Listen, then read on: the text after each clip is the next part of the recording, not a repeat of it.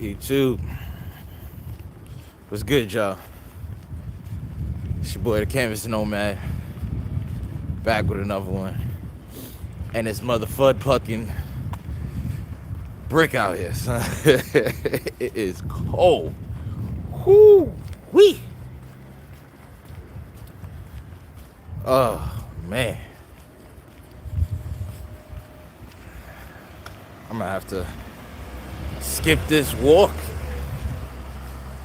and drive over there. This is ridiculous. This is ridiculous. All right, but what's good, y'all? How you doing? So today, welcome to another Captain's Log. And today, I kind of just want to get into a video where I talk about I had the whole thing in my head. I swear I had the whole thing in my head. I was going to talk about the concept of monk mode. I think it's very important.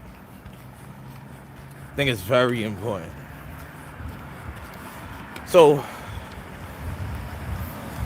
yesterday, I overheard people talking,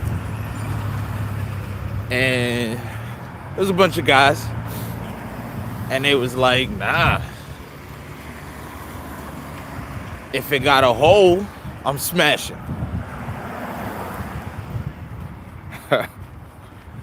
I ain't gonna lie to you, I was like that too.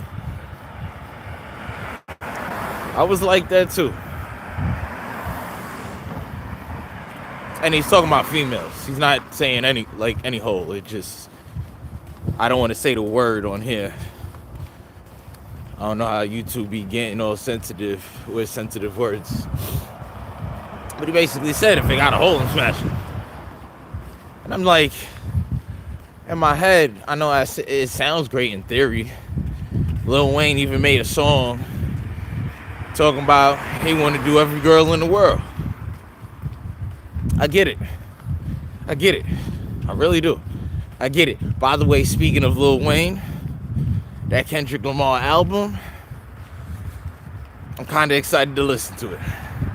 I never said that about any Kendrick Lamar album ever, and now I'm just curious. This year, this summer, had me, turning up the volume a little bit more on Kendrick Lamar. But anyway, shout outs to him. Yeah. I get it. Listen, when a beautiful woman walks by, I don't think there's a guy in the world that ain't gonna be like, oh damn, who that? At least heterosexual men. I get it. But monk mode is imperative for growth. I ain't gonna say success, but I'm gonna say growth. Now, how I got to this point where I've been to places, I've seen things, blah, blah, blah. I basically took 2 years off. I just did a lot of self-improvement. I added a couple skills, learned AI. I was doing a lot. And I can tell you, since the time I was 16, I got to tell you, I was probably chasing women. When I got to college, like an idiot, 3 days into college, I done committed to the first girl that said, I like you. Great relationship, but it wasn't. It was toxic, but I'll tell you, it was mainly because of me. I mean, I broke it off because I literally told her, I was like, I kind of want to see what's out there. I'm getting all this attention.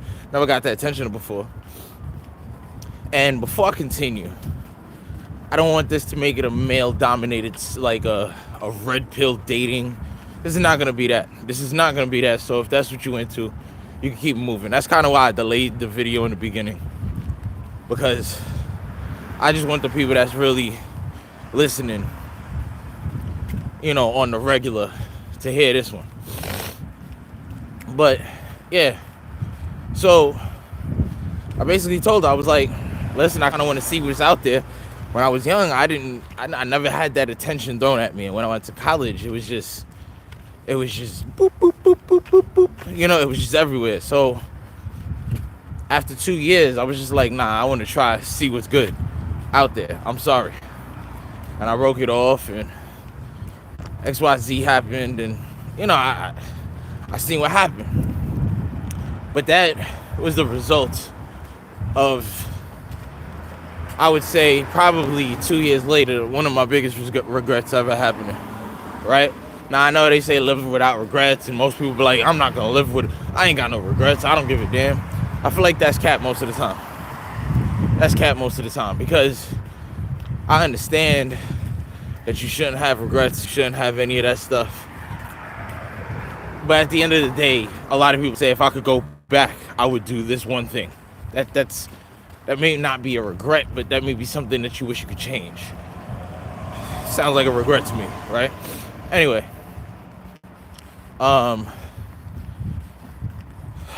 after I did that, I kind of went into like a downward spiral.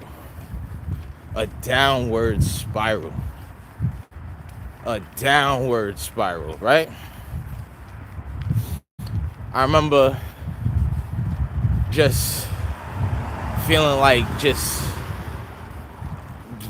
the world kind of just ended, you know what I mean? And I won't obviously mention that that regret, but I am writing about it, so you will eventually hear about it. But I'm not going to talk about it. I'll monetize that portion of my life. This, you can just get the game for watching it. But yeah, so that happened. And then sooner or later, I realized, okay, well, I wouldn't have made that mistake if I was with someone. So let me get back into it. And I just chased tail after tail. And eventually, it put me in a situation where before I left college, I got into a situation where now, I'm not going to lie to you, alcohol was something that has been a demon I've been battling with for a long time. I'm not gonna cap. Like that's a demon I've been battling for a long time. And at the beginning of that journey, actually right after the person I was with, I encountered somebody, and I remember wanting to leave. I was at her dorm and I wanted to leave, and it was just me and her in her room. And I remember she was like, no, you're not going anywhere. And I was like, no, I'm going to leave. She's like, no, you're not going to go anywhere. She was like, why are you acting up? She started pushing me. And then she started pushing me onto her table. And like the side of the table, like the edge, it like hit me in the thigh, and I was like, ow. So I like jerked back from the table and then did one of these motions. She goes flying into the closet with what I would say is the Oscar award-winning flop of the year.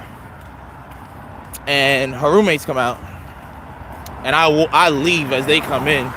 Now, one roommate thinks I'm Diddy, basically. And in terms of the Cassie video. And I'm like, yo, I didn't like that's not even, I was just whatever, right? So I kind of ate that, but she was really a girl like I was cool with. Lo and behold, they always come back.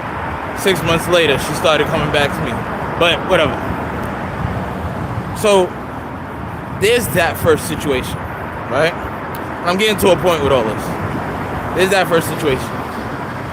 Years later, I finally decided to settle into another relationship. Now, what's funny is I'm just being completely transparent with you guys. In this situation, I was a hobo. I was in the situation where, she brought in most of everything, and I was pretty much just helping where I could, right? One day, got into an argument, and she now started pushing me too. And I think it's funny, because I think this was like this might have been like 8 years later. She starts pushing me. I learned from the first time. So I was not going to try to brush the push off. Not this time, because I ain't getting caught in that situation again. But then she raised her hand to hit me. And I caught her wrist. I said, don't do that. What you doing? Better chill out. 3 years later. No. I want to say 4 years later, I ended up dating this girl, and I told her the whole story.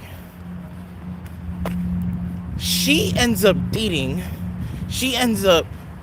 best friends with a teacher that used to work with my ex. And in that situation, he told her, be careful with me because of XYZ. That her wrists were bruised and this, that, and the third, and she told, so just be careful with him. And because I already told her the situation, it was like, if I didn't say the situation, I would have had eyes on me. But because I told her, she was like, yeah, he already told me that. This is actually really what happened. And it kind of closed the gap on that situation. Then, I want to say, maybe 3 years after that, I'm at a party, and I'm going to get some punch from the cooler. I walk around this girl that has a baby in her hand. And all of a sudden, this guy starts to yell. Now, he was belligerent. He starts to yell, what the hell you doing, yada, yada, yada. You spilling drinks on this, that, and the third. And you touching my little cousin, blah, blah, blah. And I'm like, huh? At this point, I had no idea who he was talking about, what he was talking about. I was very confused. All I did was walk around somebody with a baby in their hand. If you told me to point to that person right now, today, I'd have no idea who you're talking about. No idea. Next thing you know, we spill out into the street. He's saying all this. They trying to calm him down. I'm actually trying to I'm still trying to figure out what's up. What's crazy is the father of the baby is the one holding me back and being like, yo, I'm apologizing, this, that, and the third. Because what they did was ask the girl if I actually did what he's saying I did. And she didn't even know what was going on. So he's the one calming me down, right? So I was very confused. I had no idea what was going on. Anyways, I say all those stories to tell you this. I got into all of that because I wanted to chase women. And even when I wasn't chasing women, I would just happen to be around them. I got put in situations that allowed me to be the victim of believe all women, right? Believe all women. They don't lie. Especially when a man is involved, right? Okay. So that's what happened. And then, the reason why I think it's so important to go to monk mode is because, first of all, you leave all those distractions behind. You leave all of those unnecessary things behind you. And you just focusing on you. That is it. That is the whole point. All you doing is focusing on you. Now, I'll tell you one thing. I did monk mode 2 years ago. I'm lying? No. Yeah, I started it a year and a half ago, and I ended it probably my birthday this year, around March. In that time period, I got so much accomplished. So much accomplished. Shoot, I was able to go to Asia for 3 months, and I was able to go to Asia and Latin America for 3 months. Well, technically, Latin America was 4 months. Just because I stayed my ass inside, I wasn't chilling outside on the block. I didn't worry about no female. I just put my head down and got to work. I didn't have to spend no money on dates. I didn't have to worry about this. And even more importantly, I now can say, would you touch that girl? And I can be like, nah, I'm good. I don't want that. Because I don't want no unnecessary pregnancies. Yeah, you could be safe, this, that, and the third. But I think my sperm is liquid gold at this point. You're not doing that to me. If I don't see integrity in the situation, I'm not doing it. I'm not. I'm sorry. And this may come off as a phony one, and maybe this needs to be a little bit more restructured because I was all over the place in this one. But I wanted to tell you, based on my mistakes, I do not listen. Me Too and Believe All Women have fucked everything up. It has fucked everything up. And I don't trust none of them no more. Sorry, I don't trust none of them no more. They've got to earn that from me. Right now, I don't like where I'm at. I'm not going to bring a woman into my world when I feel like I don't like my world. And that is just the bottom line truth. So as of right now, I told you a couple videos ago, I have a promise to go abstinence until I get this off the ground. And when I say get off the ground, it just means partnership. And I'm right close to 1,000 subscribers. I'm almost there in watch hours as well. We're gonna get this going. But right now, if you don't have anything going on in your life, that is the best time to build yourself. You don't have to worry about nobody. You can take more risks because you don't have to worry about anybody else when you're taking your risks. You probably won't have a kid because you're not messing with anybody that can give you a kid. Just stop. Just don't date at all. I mean, if you want to date, hang out with friends, cool. But if you're trying to work on you, I feel like you got to have a year where you say, nah, I'm good, for you to get to the next level.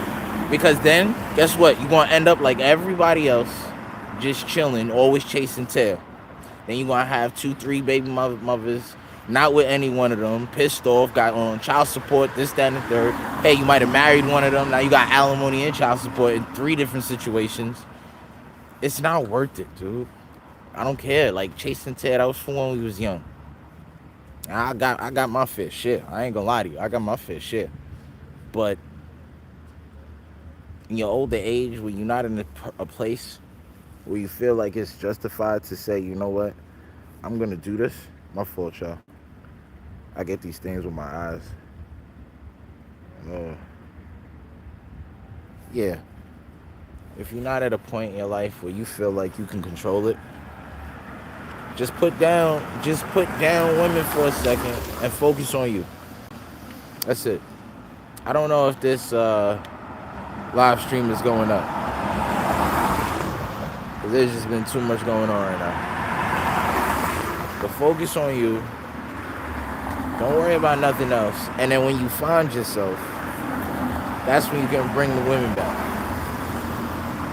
I can tell you firsthand, I probably wouldn't have been in Asia if I was dating a woman. I probably wouldn't have even been, I definitely wouldn't have been, I wouldn't have been in neither situation if I was with a woman. I wouldn't have been in neither situation. Because I wouldn't have been able to stay that long. I wouldn't have been able to, I had to like bring her and pay for that. Like, there'd have been too much situations where it just didn't make sense. And then when I was single, just getting out of a relationship, going back outside, stuff like that happens. That I was just telling you. Where I was accused of shit that I still, to this day, like, whatever.